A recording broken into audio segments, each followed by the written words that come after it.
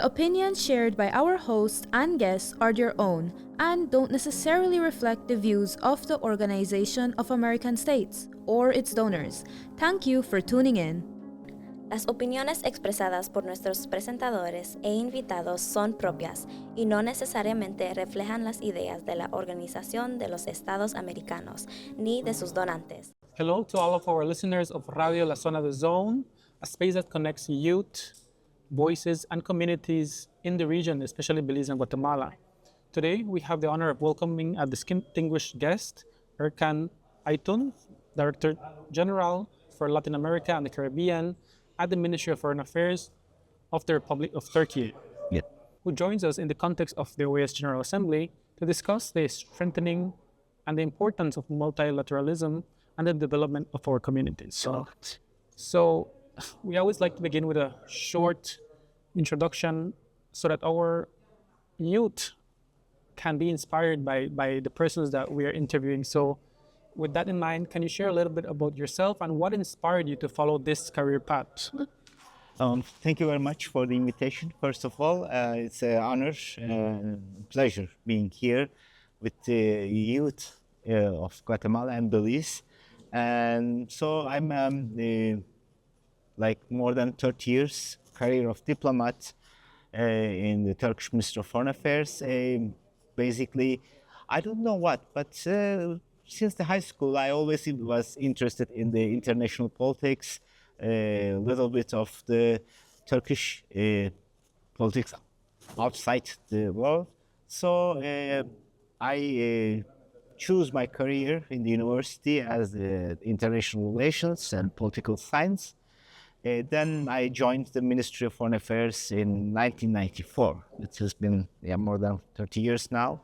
And then I followed my career. I was very lucky because my first posting was Mexico. So I started to learn Spanish there. And then I worked in Buenos Aires, in Madrid, and my Spanish got better.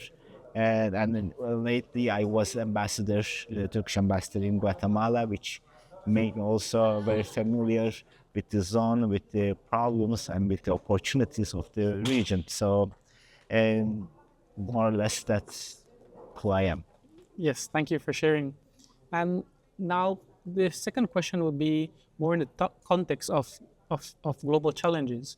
So with that said, we know that no country can solve issues alone. So why would you say multilateralism is important, and how can organizations such as the OAS help countries to work together, promote peace, development, and cooperation? Yes, first of all, we should understand that today's world is intertwined. So most of the problems that we have are shared by our friends, by our friendly countries. So always being in a multilateral environment helps to solve these problems. To find the best practices is always easier. So we see problems like climate change,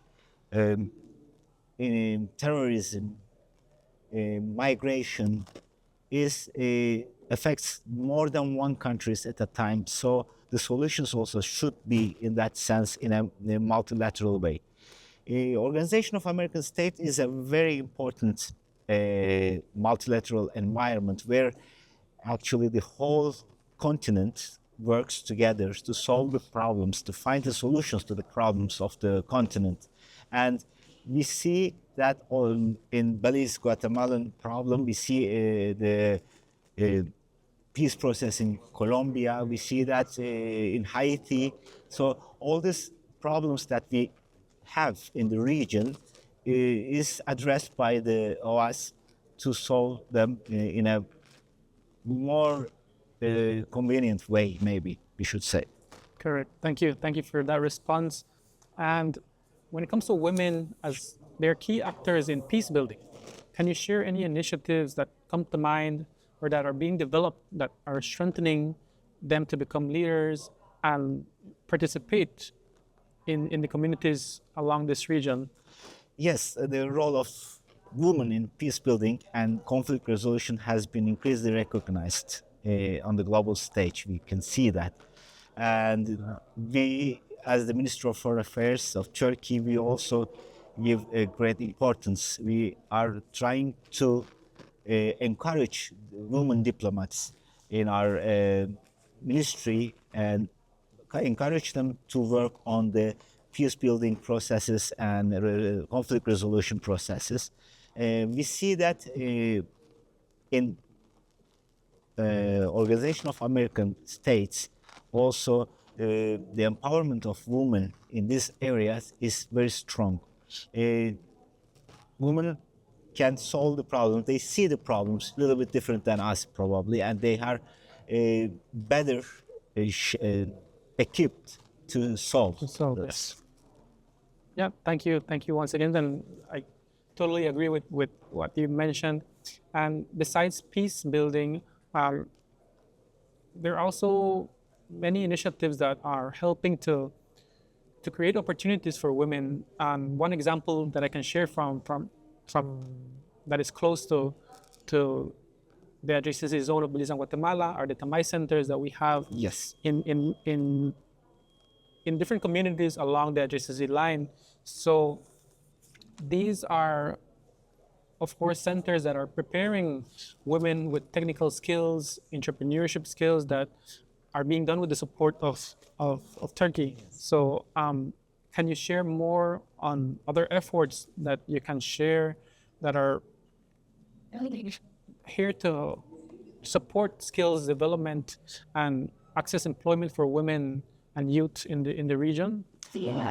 As a permanent observer, Turkey is committed to share its experience and to help in any way we can with the projects which are empowering the women and helping the youth in the region. As you mentioned, we are specifically donating for the Tamay centers in the region, but other than that, our Turkish Cooperation and Coordination Agency, TICA, is also is very much active, not just in Latin America but also in Africa, in Asia, for the empowerment of the women to put women more in the workforce, to make them more productive.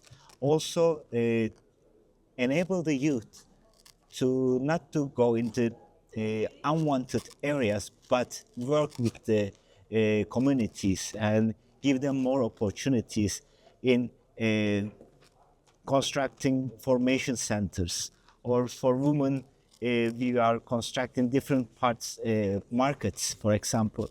These are the works that we are doing in that sense. Yeah, thank you.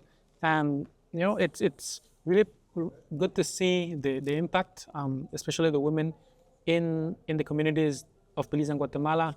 After these trainings, they receive an official certification that allows them to start working. Yes. and recognized by both countries. So I think that's a really good advantage in the area in which we live, right? So many listeners of the radio station and podcast, they're youth, bilingual as well. So we do the content in both Spanish and English. So many of them might not see themselves in these leadership positions or being in future diplomats. So what message would you like to share to them who might inspire to become, agents of change in their communities? Any message that you can share with them to be and participate? What I can say is, if you want to do something, you will do it. The thing is, we have to be willing and we have to be committed to reach to our objectives. And so my advice to women and young people will be, they have to cultivate their capacity. They have to be open to new ideas. They have to be open to the other side, so that they can share and they can embrace the knowledge. And I know it's not always so easy, but if you are determined, I think there is a lot of possibility that you reach your objective. So I wish them best. Les deseo un buen vida para sus objetivos y espero que le logren. Thank you very much. Muchas gracias. This is the end of our short interview. I don't know if you have any additional message or. Turkey is always willing to cooperate with the region. One of the ways that we always promote the young people is our scholarships, Turkey scholarships. Any graduate of the high school can apply.